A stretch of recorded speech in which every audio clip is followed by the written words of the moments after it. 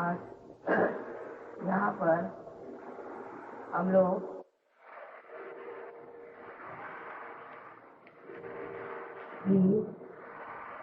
शिव की पूजा करने के लिए एकत्रित हुए हैं।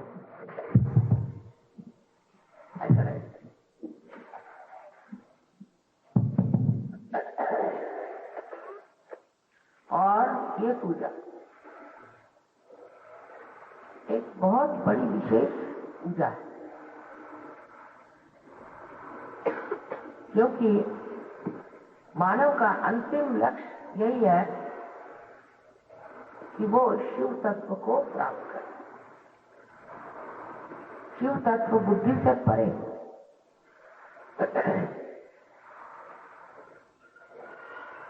उसको बुद्धि से नहीं जाना जाता। जब तक आप आत्म साक्षात्कारी नहीं होते, जब तक आपने अपने आत्मा को पहचाना नहीं, अपने को जाना नहीं, आप शिव तत्व को जान नहीं सकते। शिव जी के नाम पर बहुत ज्यादा आडंबर, अंधता और अंधश्रद्धा फैली हुई है। किंतु जो मनुष्य आत्म साक्षात्कारी नहीं, वो शिव जी को समझ ही नहीं सकता, क्योंकि उनकी प्रकृति इस प्रकार की है कि वो समझने के लिए सबसे पहले मनुष्य को उस स्थिति में पहुंचना चाहिए जहां पर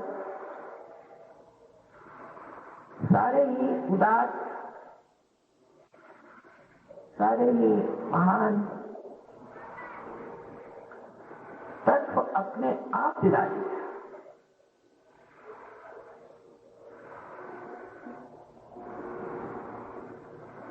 उनके लिए कहा जाता है कि वो भोले शंकर। आजकल बुद्धिवादी बहुत से निकल आए हैं संसार में और अपनी बुद्धि की उड़ान से जो चाहे वो पटांग दिखाकर, और फिर कहते कि ये शिव जी तो भोले हैं। किसी का भोला होना बुद्धिवादियों के हिसाब से तो एकदम ही बेकार चीज है। आजकल जितना आदमी चालाक और धूर्त होगा, वही बड़ा यशस्वी हो जाता।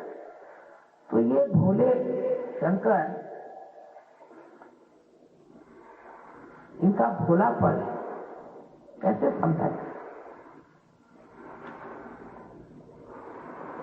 आजकल के संसार में तो लोग सोचते हैं जो आदमी भोला होता है वो बिल्कुल नगण्य है, बिल्कुल बेवकूफ। लेकिन शिव जी का भोलापन ऐसा है कि जहां वो सब कुछ है। एक समझ लीजिए, जरूरत से ज्यादा कोई बड़ा ही श्रीमंत रईस आदमी हो जाए और उसको भी रख दिया जाए और उसका लोग धन उठा के ले जाए, तो लोग कहेंगे अजीब भोला आदमी है, इसके लोग धन चुरा रहे और इस पर कोई असर नहीं।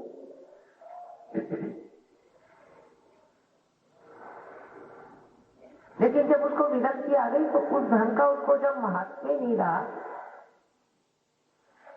तो अपने भोलेपन में बैठा है, उसको भोलेपन का मजा उठा रहा है।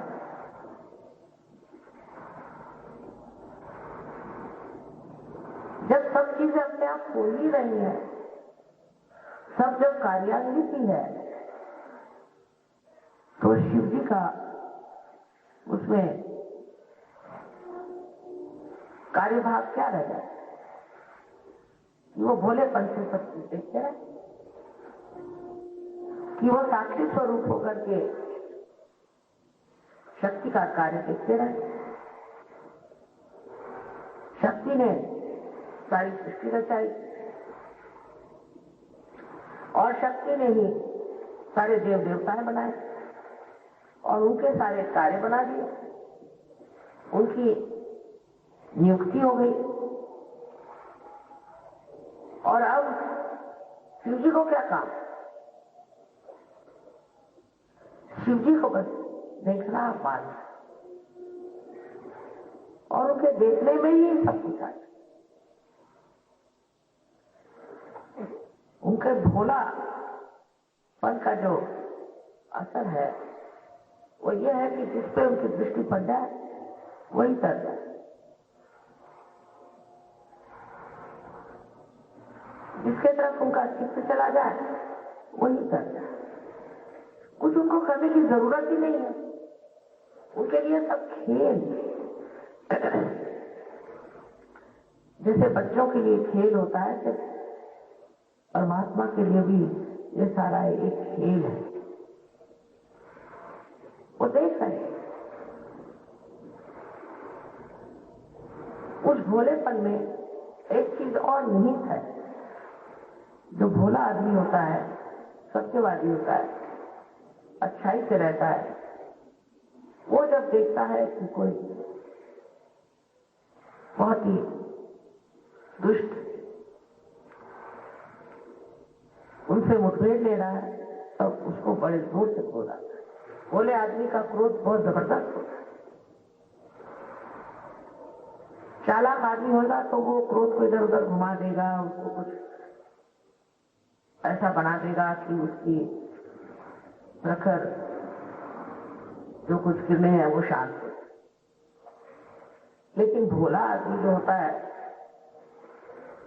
वो हंसते ही रहता है, ये क्या मेरे ऊपर वार कर सकता है।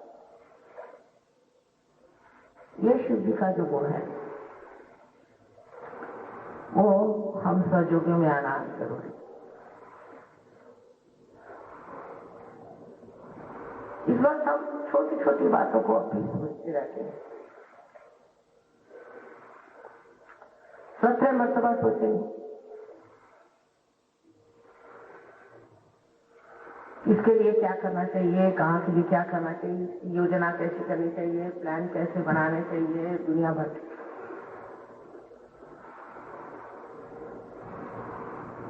जैसे शिव जी ने शक्ति पर सब छोड़ दिया है, आप लोग भी सब कुछ शक्ति पर छोड़ सकते, लेकिन वो भी फिर एक स्थिति आनी चाहिए, वो भोलापन आपके अंदर आना चाहिए। इस भोलेपन का मतलब यह है कि किसी तरह की नेगेटिविटी आपके अंदर आ ही नहीं सकती। इसीलिए आप बोले हैं कोई चीज आपको छू ही नहीं सकती, तो आप बोले पिता में परेशान क्यों? सांप लौट रहा है तो सांप को लौट कर, जहर पीना तो जहर पी ले। होना क्या है? जो बिल्कुल विशुद्ध है, इस पर कोई भी चीज का असर ही नहीं आता, जो समर्थ है, इसकी शक्तियां स्वयं ही उसकी रक्षा करें, उसको क्या प्रभाव, क्या करें क्या न करें।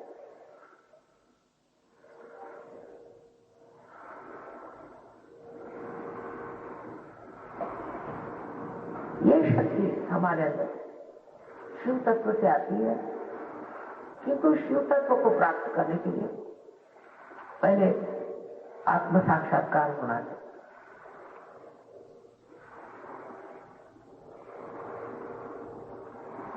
कुंडलिनी जो है वो शक्ति है, और चक्र जो है ये सीढ़ियां, इन सब सीढ़ियों से चढ़ के आके प्राप्त एक ही करना है, वो है शिव तत्व। सारे देव देवताओं को इसी में एक संलग्नता है, इसी में एक विचार है कि आप सबको शिव तत्व पे पहुंचा दें। ये उनका कार्य है और वो उस कार्य में पूरी तरह से लगे हुए। वो ये नहीं पूछते इसमें हमारा क्या होगा, हमारी स्थिति क्या, हमारी पोजीशन क्या, हम कहाँ बैठे हैं, मनुष्य के जैसे नहीं सोचते। वो अंग प्रत्यंग उस शिव के ही है और शिव तक मनुष्य को पहुंचाने के लिए कार्य तत्पर रहना उनका स्वभाव है। अब उनको कुछ लेक्चर देने की जरूरत नहीं, उनको कुछ बताने की जरूरत नहीं। उनके जो काम है वो बंधे हुए हैं, वो अपने काम पूरी तरह से करते हैं और उसमें बंद है। अब उनका जो वो काम है वो भी एक अकर्म सा है, वो भी एक अकर्म है। वो सोचते नहीं कि हम कुछ काम करें। जैसे ये प्रकाश आप कोई बिजली से आ रहा है और उसमें जड़ होने के कारण कोई शक्ति नहीं थी, वो सोचते। और क्योंकि ये सब देवता लोग निर्विचारिता में बैठे हुए, ये भी कुछ सोचते हैं और जानते भी नहीं कि उनमें क्या शक्ति है। जैसे कि खाने की चीनी है, शुगर है, साकर, वो सब मिठास है, और वो नहीं जानती कि उसके अंदर मिठास है। इसी प्रकार जो भी जब कार्यरत होते हैं तो वो ये नहीं जानते कि हमारे अंदर ये शक्ति है, इसलिए हम कार्यरत हैं। हमारे कार्य जिस वक्त आप लोगों के दिमाग में ये बात आई कि हमने ये कार्य किया, हमने वो कार्य किया, हम लीडर हो गए, हम ये हो गए, तब सोचना चाहिए क्या सहयोगी नहीं। सहयोग में मनुष्य अकर्म में आ जाता है, वो करते रहता है। जितने को लगता है कि ये कर्म कर रहा है, पर उसको ज्ञात नहीं होता कि वो कुछ कर्म कर रहा है। उसका प्यार, उसको मालूम नहीं होता कि वो प्यार कर रहा है, पर लोग जानते हैं वो बहुत प्यार करता है।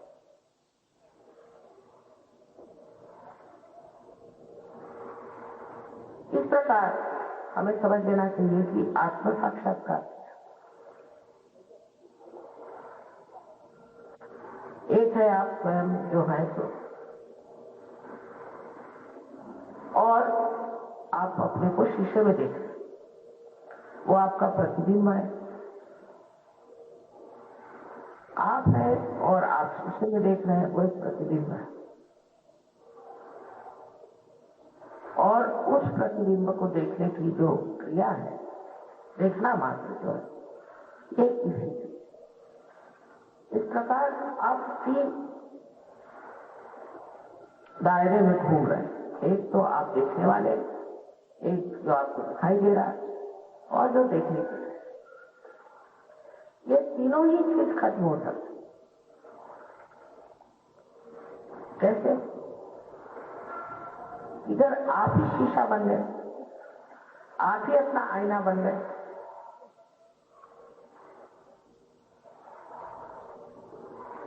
आप अपने को देखने लगे, आप अपने को जानने लगे। यही तुकाराम ने कहा कि जब आपने अपने को जान लिया, फिर और जानने की जरूरत क्या?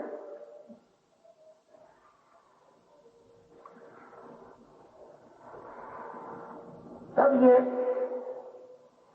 3 दायरे टूट करके आप स्वयं में स्थिर हो गए। यही स्थिरता जब पूरी तरह से बन जाती है, तब कहना चाहिए कि शिव तत्व स्थिर है, क्योंकि शिव तत्व अटूट है, अटल है। इस शिव तत्व में जब आप बैठ जाते हैं तो आपको ऐसा नहीं लगता कि आप कुछ कर रहे हैं, आप अपने में समा रहे हैं। फिर आप ये भी नहीं खोजते हैं कि मुझे कुछ और करना चाहिए। जैसे आजकल बहुत से लोग कहते हैं हम बोर हो गए, क्योंकि आप अपने को देख नहीं सकते, आप अपने साथ रह नहीं सकते। आप अपने साथ 5 मिनट बैठे तो आपके साथ भाग खड़े हो जाए। और मेरे लिए तो अपने साथ बैठना सबसे बड़ी बात। इस रस को जब आप प्राप्त करते हैं तब एक भोलापन आपके अंदर है। कोई कहेगा कि वो तुमको ठगा रहा है तो ठगा रहा, वो तुमको मारने आ रहा तो आ, वो तुम्हारा ये बिगाड़े तो बिगाड़े। आगे होगा अगर हम आत्मा है और जिसे कि कोई भी नष्ट नहीं कर सकता, तब हमें कौन नष्ट कर सकता? किंतु ये विश्वास हमारे अंदर बैठना बड़ा मुश्किल। आत्म साक्षात्कार के बाद आप सहयोगी हो गए, लेकिन शिव योगी होने के लिए परम विश्वास है। अब जैसे कोई साहब जा रहे हैं तो कहेंगे भी वहां कर्फ्यू, हम कैसे जाए? आप समझो, आज तक इस बंबई शहर में कोई भी सहयोगी को नुकसान नहीं। आप भूल गए आप सहयोगी, आपके आगे पीछे देवदूत गण सब लगे, लेकिन जैसे ही आपका विश्वास उठा गया, जाओ मरो। और जब विश्वास बना रहा तो आप चले जा रहे।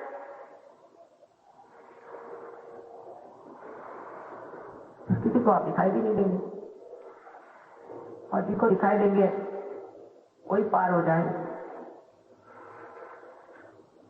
ऐसे नाना भी प्रश्न हमारे अंदर आते हैं, क्योंकि हम मानव हैं अभी, और सब तरह की असुरक्षितता, इनसिक्योरिटी हमारे अंदर बनती,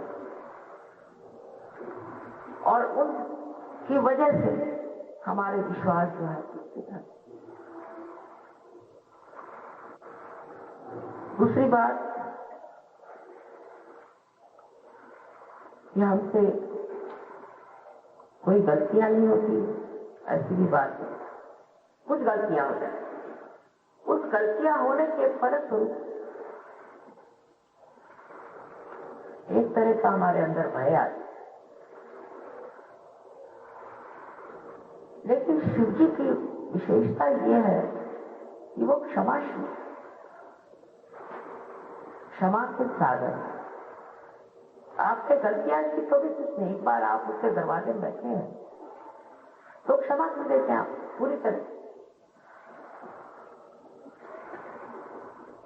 तब आपको भय क्यों हो? दूसरा वरदान उनका है निर्भयता। बिल्कुल निर्भय होना चाहिए। उनकी कोई सेना नहीं है। आपने तो जाना ही है कि जिस वक्त अपनी बारात लेके वो पहुंचे थे तो पार्वती जी को तो शर्म आ रही। कोई एकाक्ष लेके पहुंचे, कोई लंगड़े, कोई पागल दिखने वाले हिप्पी जैसे लोग कुछ हुआ, साथ में अजीब सजीब लोगों को लेकर पहुंचे बारात। मतलब ये कि शारीरिक कुछ भी व्यंग हो और जनसाधारण के लिए ऐसे लोग कुछ विक्षिप्त से लगे और विचित्र से लगे, अवघड़ लगे, लेकिन उनके अंदर शुद्ध। इसीलिए शिव के लिए कोई भी प्रासाधन की जरूरत नहीं। उनके मंदिरों में कुछ सोने चांदी के चढ़ावे की जरूरत नहीं। मुफ्त में किसी भी चीज में ऐसी शक्ति ने कि उनकी शोभा बढ़ा। ऐसी कोई संसारिक दृष्टि से मूल्यवान कोई सी भी ऐसी वस्तु शिवजी के लायक है। इस तत्व को हमारे अंदर आना बहुत जरूरी है। आज समाज में, संसार में आप अगर देखें तो पैसे का मूल्य जरूरत से ज्यादा है। हर आदमी पैसे का ही मूल्य देखता है। किस चीज में पैसा मिलेगा, क्या करने से पैसा मिलेगा।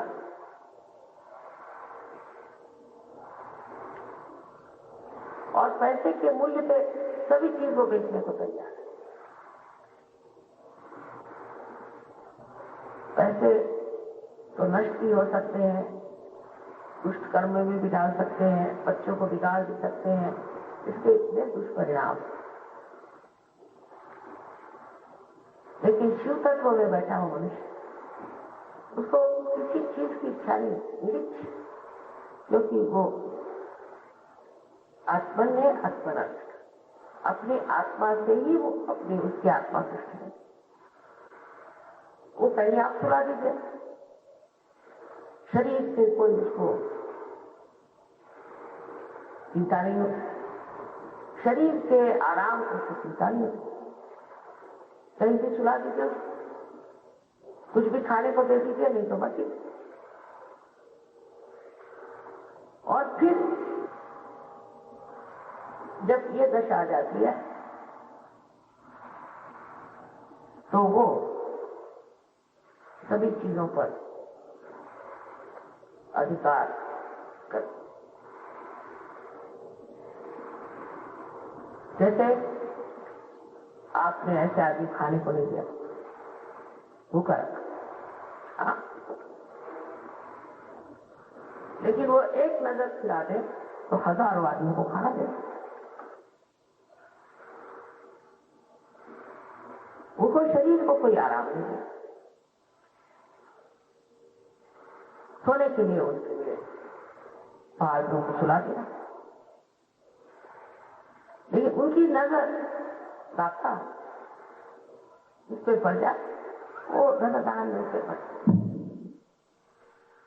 अब ये कौन सी शक्ति है जिससे वो सबका कल्याण करते हैं? वो है परम चैतन्य। और उसका जो स्पंदन है, जिसे कि शंकराचार्य ने स्पंद कहा, इस स्पंद की शक्ति उनके शरीर से बहती रहती है। और जिस आदमी को वो छू जाती है उसी का कल्याण हो जाता है। जिस भूमि पे वो पड़ जाती है वो भूमि बहुत ज्यादा फल फूल देने वाली बन सकती है। ठीक से पड़ जाएगी वो बड़ी बुद्धि वाली और बहुत यशदायी भी हो सकती। जिस पर भी पड़ जाए उसका भला ही हो सकता। फल ऐसी चीज है कि जिससे सिर्फ अच्छाई ही आ सकती, बुराई नहीं। कोई आदमी आपको मारने पाए उसका परिवर्तन हो सकता है। कोई आपको सताने आए उसको सुबुद्धि आ सकती है। एक तरह की जो परिवर्तन की शक्ति इस स्पंद में है, ये बड़ी हमारे लिए समझने की बात है। इसलिए हर आदमी को आपको क्षमा कर देना चाहिए। आप क्यों उसका बदला लेना है? कोई जरूरत नहीं। आप सहयोगी है,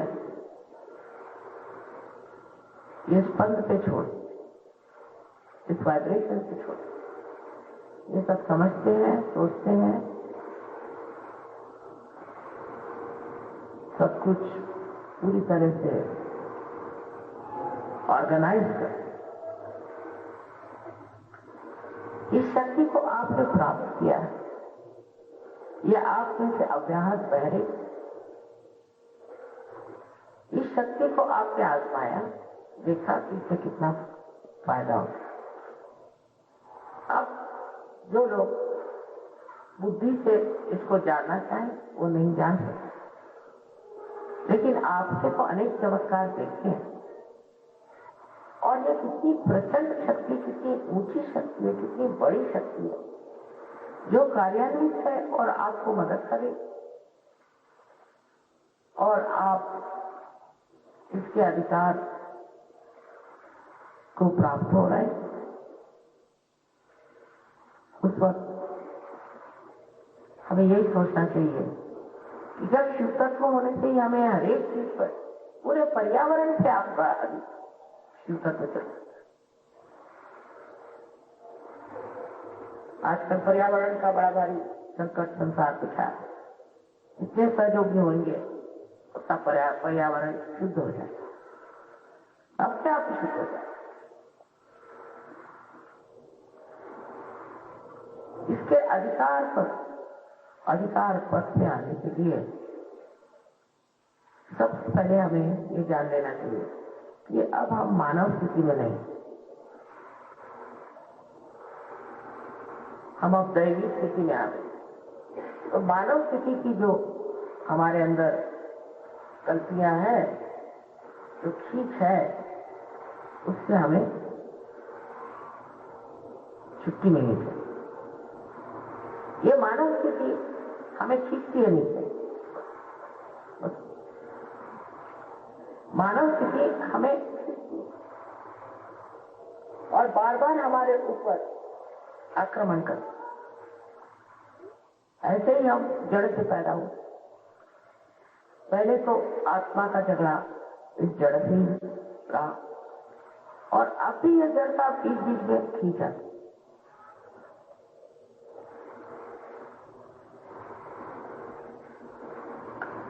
अनेक तरह, इसीलिए पहले जमाने में लोगों ने बनाया था कि उपवास करो,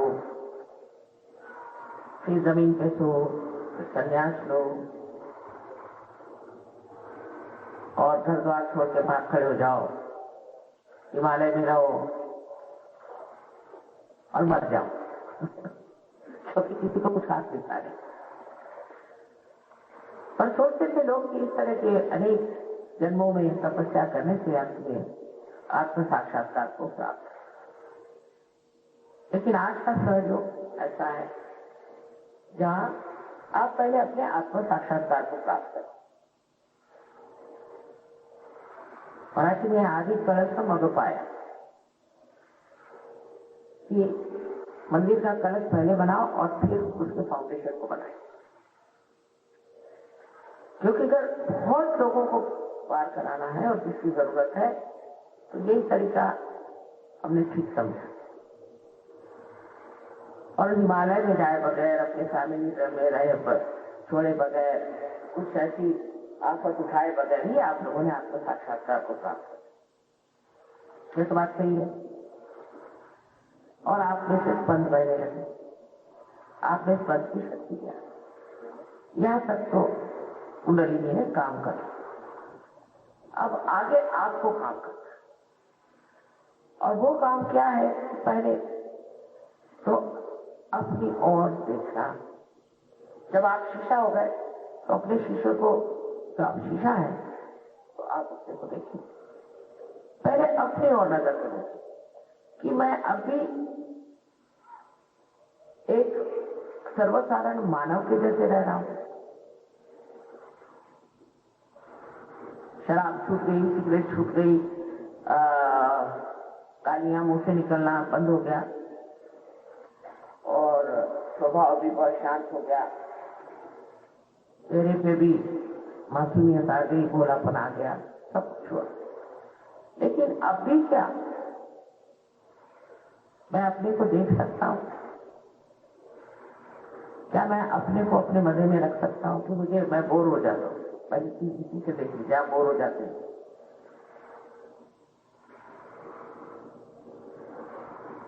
क्या मैं अपने में मजा पाता हूं? मैं अपने ही से आनंद प्राप्त कर सकता हूं? और क्यों नहीं कर सकता? इस पर आप बुद्धि से विचार कर सकते क्या मैं अभी इस चीज में अटका हूं, मैं अभी उस चीज में अटका हूं, मैं अभी उस चीज में अटका, और जिन चीजों में आप अटके उसमें अटकते जा रहे। अगर आप भोले हो तो अटके ही ना, कोई चीज आपको अटका ही नहीं।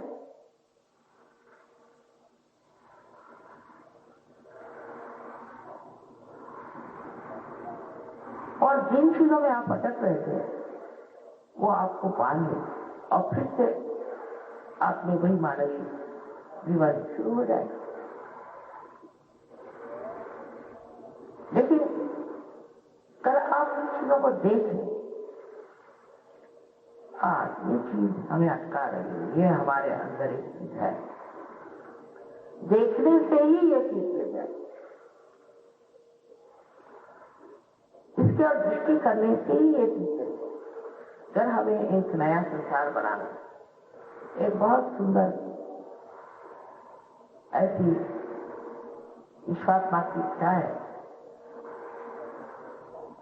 एक विशेष तरह की पीढ़ी तैयार करें, विशेष तरह के लोग तैयार करें, ऐसे जन हो कि जो खालिद, इसके बारे में अनेक संत साधुओं ने और सबने इच्छा की, वो अगर आपको करना है तो उसके लिए जरूरी है कि आप अपने शिव तत्व को सीख करें। शिव तत्व में आप जान लेंगे कि आप में अब भी क्या क्या चीज घुसी हुई। जैसे आजकल हिंदू मुसलमानों का झगड़ा है, कोई हिंदू हो जाने से शिव तत्व नहीं पाता, न मुसलमान होने से नहीं पाता, न ईसाई होने से पाता है और नहीं कुछ होने से पाता है। ये सब बाह्य के आडंबर है।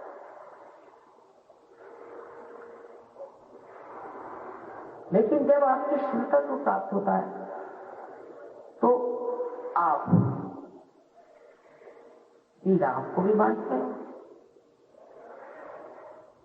और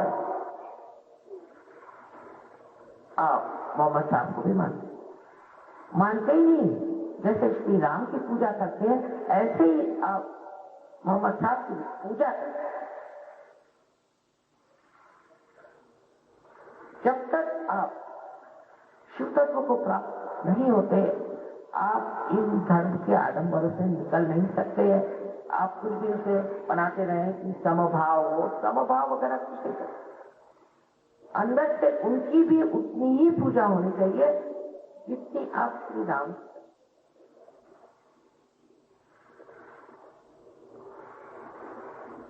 जो रहीम है वही शिव है और जो रहमान है और जो अकबर है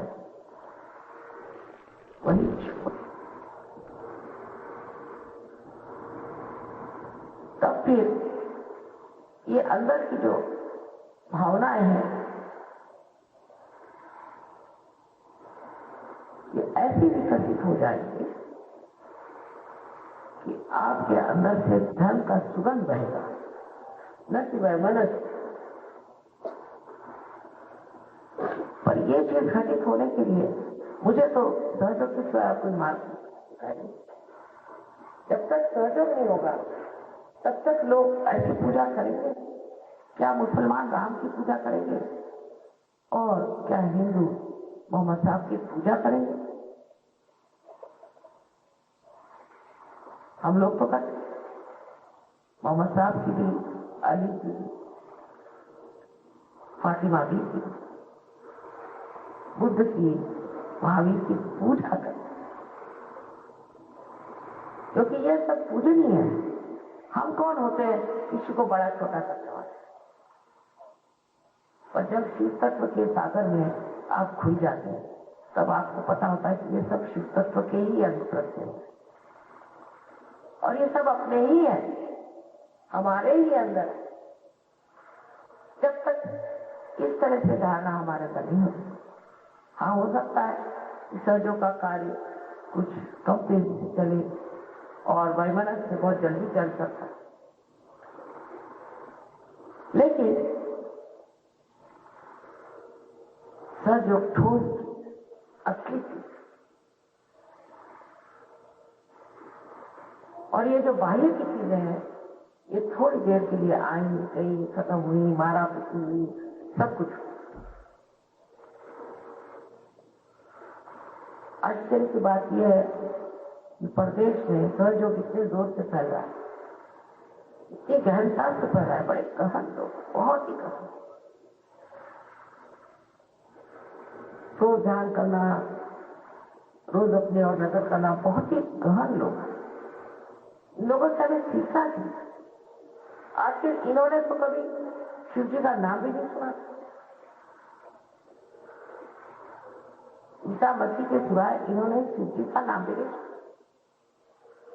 ये तो जानते भी नहीं थे। फिर ये इतनी गहनता में कैसे उतरे?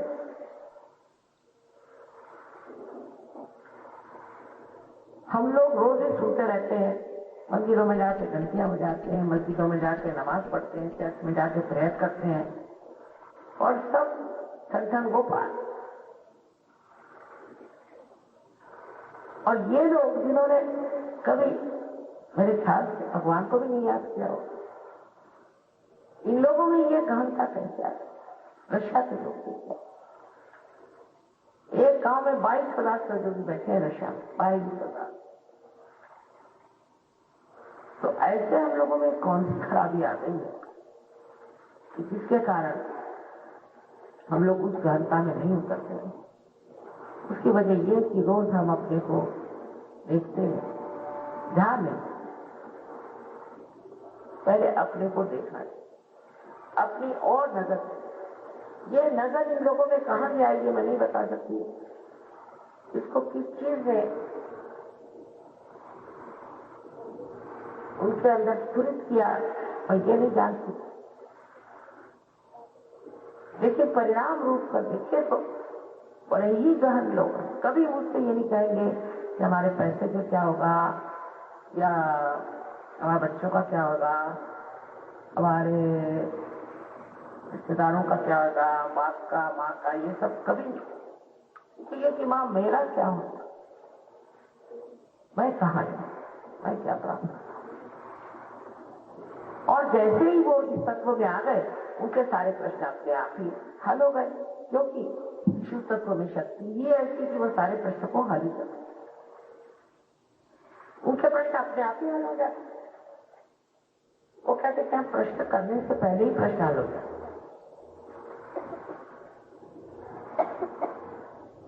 हमने कहा भाई तू उसका क्या हो, तो हो गया, मैं क्या कहती हूँ हो गया, भगवान की कृपा से भी हो गया, वो भी हो। और जो लोग शराब पीते थे, सब करते थे, क्या दुनिया भर की चीजें विचारे करते थे, वो पता नहीं कैसे दलदल से निकल करके आकर किनारे पे बैठ गए। तो हम लोग अभी किसी न किसी चक्कर में थोड़ा घूमते गए। इस चक्कर को खत्म करना चाहिए। आज शिवरात्रि के दिन विशेषकर अपने शिव तत्व से वो आपको सारे गुणों से अलग रखता है। सारे शिव तत्व में ऐसे गुण है कि सहज में ही आपके अंदर धर्म आ जाए, सहज में ही आपके अंदर सुबुद्धि आ जाए, सहज में ही सारा ज्ञान आपके अंदर आ जाए, सहज में ही आप में माधुर्य आ जाए, सहज में ही कल्पकता आ जाएगी। न जाने कितने ही गुण सहज में आपके अंदर आ सकते हैं। लेकिन पहले ये जान लेना चाहिए नम्रता पूर्वक कि अभी हम उस तत्व पे उतरे नहीं और हमें उतरना है। और दूसरे ये कि सारी सहज में हमारे से प्रस्फुटित हो, सहज, कुछ करना नहीं चाहिए।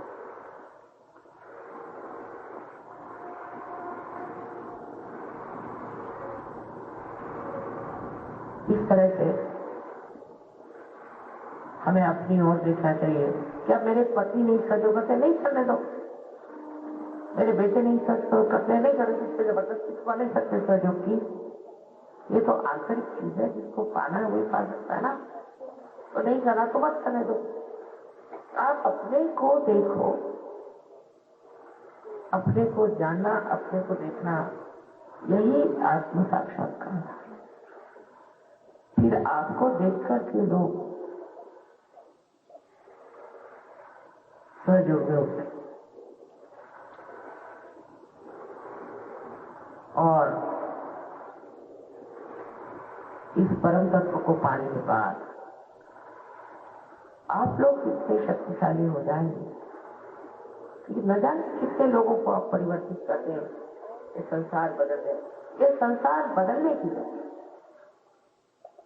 मैं कहती हूँ, कोई कहेगा कि डेमोक्रेसी हुई तो डेमोक्रेसी की ये खराबी है। तो खराबियां डेमोक्रेसी की नहीं, वो खराबी इंसान की है। इसको इब्राहिम लिंकन ने सोचा कि सभी शिव तत्व पे बैठे, कोई सी भी चीज आप ले आओ वो खराब होनी ही, उसे बिगाड़ आना ही हुआ। तो उससे बिगड़ने के तत्व है। जैसे हम लोग अचार बनाते ना घर में, तो बहुत उसको सफाई करके, धोकर, सुखा करके ऐसा बनाते हैं कि कोई कीड़ा मकोड़ा कुछ नहीं रह जाए, कोई ऐसी चीजें रह जाए जैसे अचार खराब। वैसे ही हमारा, ऐसे लोग हैं ना। कोई सा भी आप समाज बनाओ, कोई सी भी आप बनाओ, वो सब का यही होने वाला है, क्योंकि उसके अंदर कीड़े हैं, उसके अंदर दोष है। जब तक मनुष्य के अंदर दोष रहेगा, ये जो भी चीज वो बनाते रहेगा उससे दोष आना ही हुआ।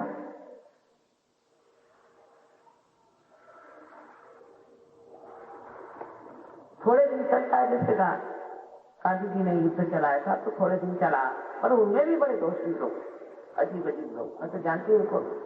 पर तो भी क्योंकि एक दोष था देश को स्वतंत्र करने का, ये करने का, वो करने का, चलो भाई लड़ पड़े। अब तो ऐसा दुख लगता है कि स्वतंत्रता मिलके ये हो क्या। खासकर मुझे तो ये वंदे मातरम से बहुत दुख हुआ कि आपकी माँ की स्तुति किसी भी भाषा में, क्या मेरी स्तुति आपके क्या किसी भाषाओं में होती, आपको क्या बुरा लगना चाहिए। ये वंदे मातरम बड़ा भारी मंत्र है, इसको लेकर के ये देश स्वतंत्र। मेरे पिताजी झंडा लेकर के चले थे हाईकोर्ट पर, उनको गोली मारी, लेकिन खून बहता रहा। वो चल के ऊपर गए और झंडा फहराया। वहां से एक नारा लगाया, वंदे मातरम। हम लोग के सबके दिल जो थे पहले। इस तरह की चीजें इस देश में हो रही थी, वंदे मातरम बन सकते। अरे ये देश क्या है कुछ जानते हुए कुछ नहीं। तो ये हो क्या रहा है, इसके लिए स्वतंत्र देश क्या था। स्वतंत्र और स्वतंत्र जानते नहीं, स्वतंत्र हो गए।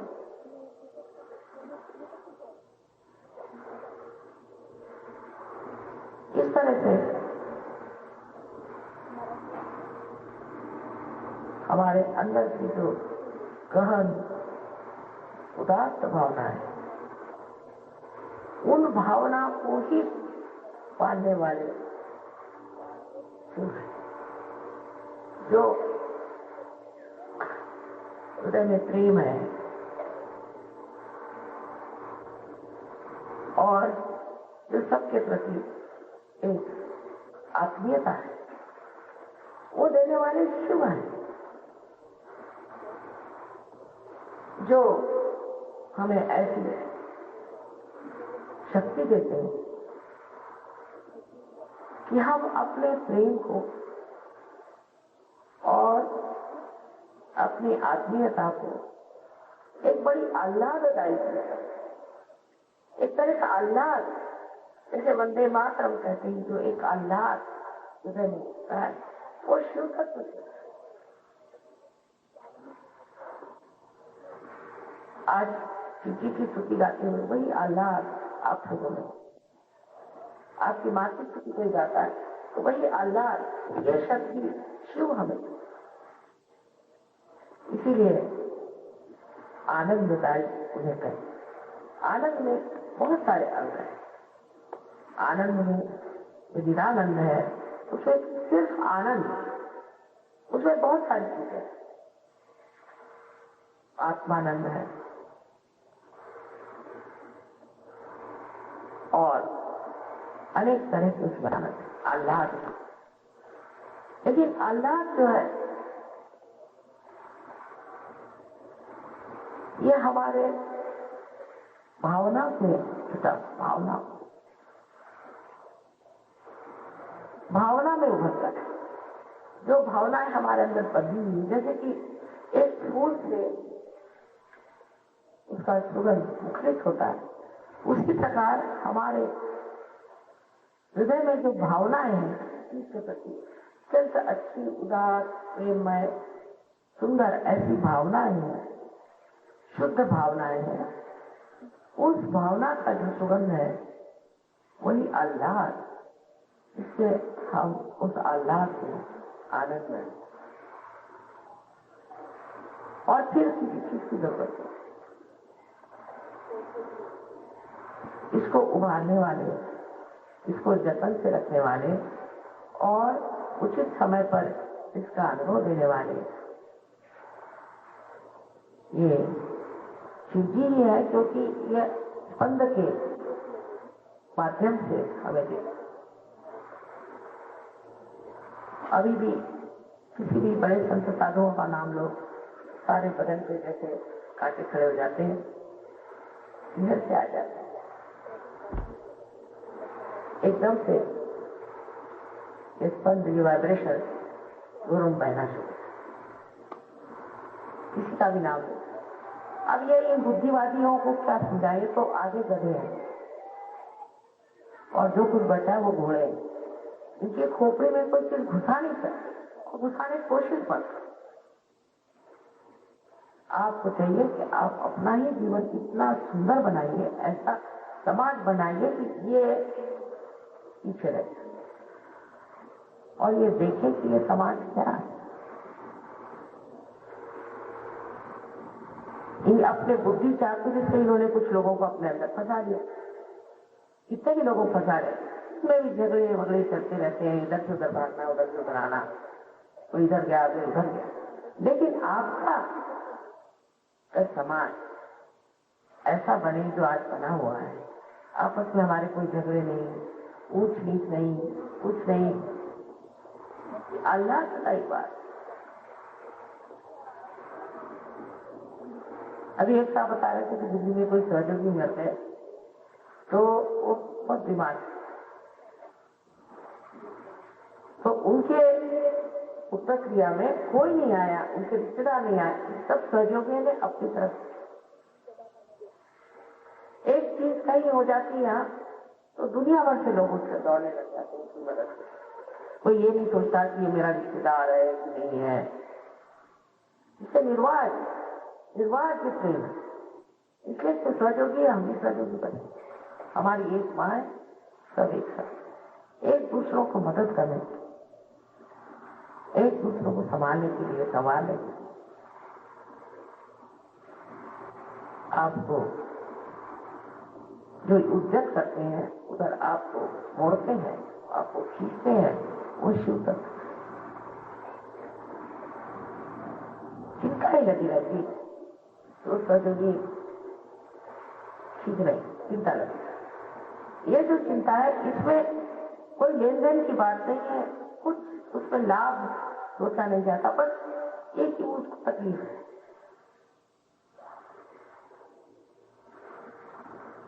ये जो नितान आपस की जो खींच है, जो आत्मीयता है, ये आप शिव तत्व से प्राप्त। और किसी भी तत्व से आप प्राप्त नहीं कर सकते, इसलिए मनुष्य को शिव तत्व में उतरना। सारे झगड़े, सारी झंझट चली जाए। आपने सुना होगा कि बोस्निया में 200,000 लोग भूखे मर रहे हैं, मुसलमान, क्योंकि मुसलमान। बहुत आंतरिक बात, तकलीफ की बात। 200,000 लोग बस खाने पीने को नहीं, वो बर्फ पिघला के वो पानी पी रहे हैं, और जब लोग मर जाते तो उन्हीं का गोश्त खा रहे हैं।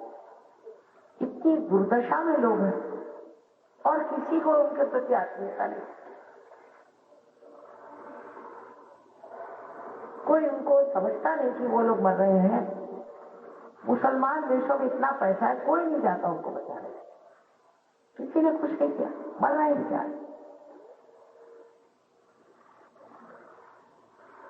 ये सब खत्म हो जाएगा जिससे संसार में शिव तत्व स्थापित होगा।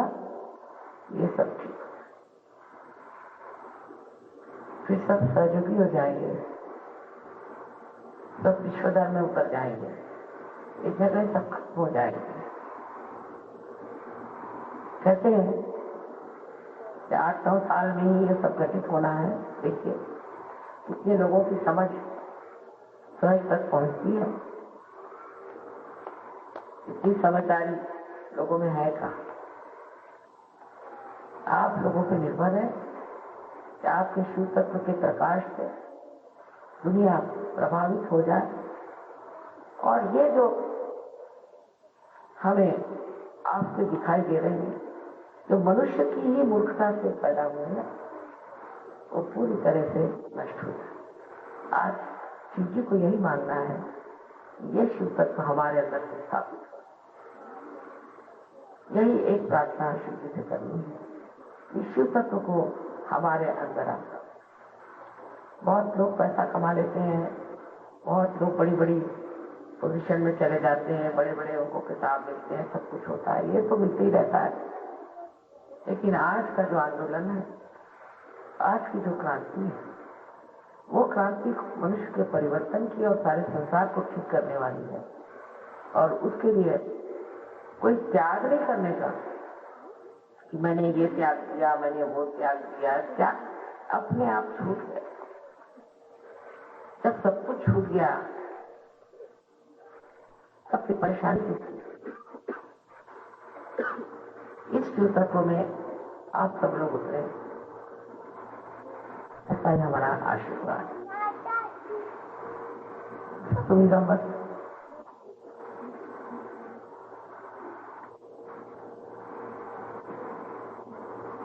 I'm sorry I have to speak in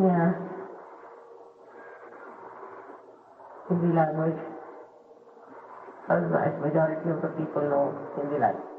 In democracy, minority is more important, not expression. But in any case, all should get it translated. And you can understand from others what I have. I know you people have come all the way from such a long distances. But some of you have told me that, Mother, we are better off when we don't understand because we don't think. And your words act like mantras on us. So I'm very happy to know.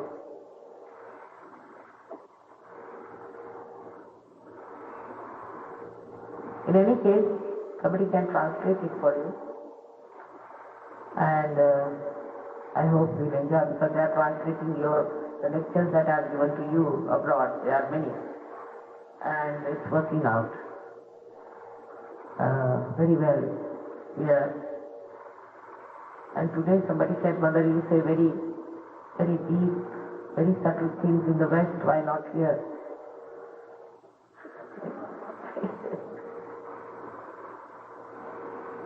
Credit goes to the people who are in the audience, up to me. Actually, I never think as to what I have to say, I never plan. I just feel the report with you, and that's what I wish I to communicate. I hope you all are comfortable here, and the surgeries are looking after. You got this.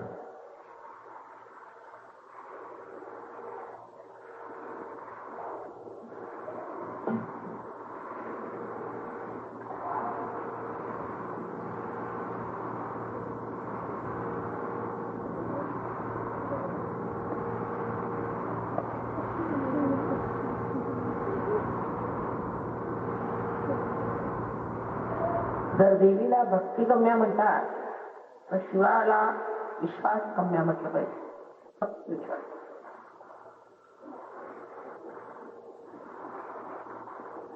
विश्वास गम्य.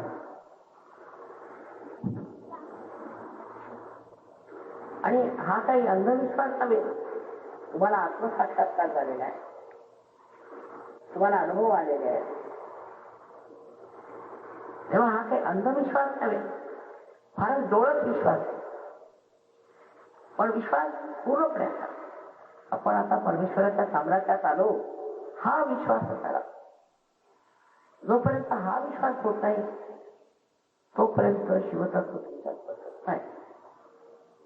आम्हाला काहीही होऊ शकणार नाही आणि जे होईल त्या भल्याकडे होईल. हा परम विश्वास जर तुमच्यात असला तरच शिवतत्व तुमच्यात आलंय. ते सर्वसाधारण जनतेला मिळू शकत नाही. ते फक्त तुम्हाला कारण तुम्ही आत्मसाक्षात करा.